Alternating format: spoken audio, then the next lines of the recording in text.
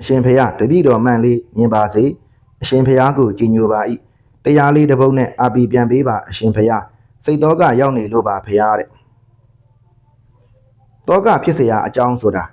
ပုထုဇဉ်လဲကြုံတယ်လို့ဖရာယဟန္တာတွေလဲကြုံပါတယ်သို့တော့ဖရာယဟန္တာတွေကတော့ကိလေသာကင်းစင်ပြီးတဲ့ပုဂ္ဂိုလ်တွေဖြစ်တာကြောင့်တောကဖြစ်เสียအကြောင်းနဲ့ကြုံတဲ့အခါမှာတောကမဖြစ်တော့ပါဘူးဦးဇင်းတို့တက္ကရာကမတို့ပုထုဇဉ်တွေကတော့ကိလေသာဘလပွားနဲ့ပုဂ္ဂိုလ်တွေဖြစ်တာကြောင့်တောကဖြစ်เสียအကြောင်းနဲ့ကြုံတဲ့အခါမှာတောကဖြစ်ပါတယ်ပုထုဇဉ်ဟာတောကကိုပယ်တတ်နိုင်တဲ့ပုဂ္ဂိုလ်မဟုတ်တာကြောင့်တောကဖြစ်เสียအကြောင်းတရားနဲ့ကြုံပြီဆိုရင်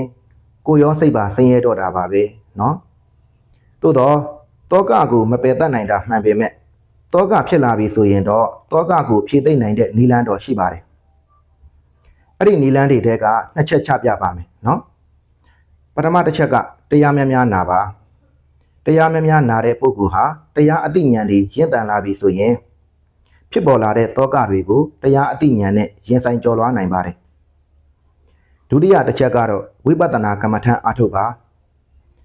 သုတ်မဟာဝါပါဠိတော်မှာဝိပဿနာကမ္မထံအားထုတ်တဲ့ပုဂ္ဂိုလ်တွေဟာကောင်းကျိုး9မျိုးရရှိစေနိုင်ကြောင်းဟောကြားထားပါတယ်အဲ့ဒီကောင်းကျိုး9မျိုးကဘာတွေလဲဆိုရင်1ကိလေသာကိုကင်းစင်စေခြင်း2စိုးရိမ်တောကမှလွန်မြောက်စေခြင်း3ငိုကြွေးမိတမ်းခြင်းမှလွန်မြောက်စေခြင်း4ကိုယ်ဤဆင်းရဲခြင်းမှလွန်မြောက်စေခြင်း5စိတ်ဤဆင်းရဲခြင်းမှလွန်မြောက်စေခြင်း6မဉ္ဇဉ်ဖူဉ္ဇဉ်ကိုရရှိစေနိုင်ခြင်း9မတ်ဖို့နိဗ္ဗာန်ကိုမျက်မှောက်ပြုရခြင်းဆိုတဲ့ကောင်းကျိုး9မျိုးပဲဖြစ်ပါတယ်အဲ့ဒီကောင်းကျိုး9မျိုးထဲမှာ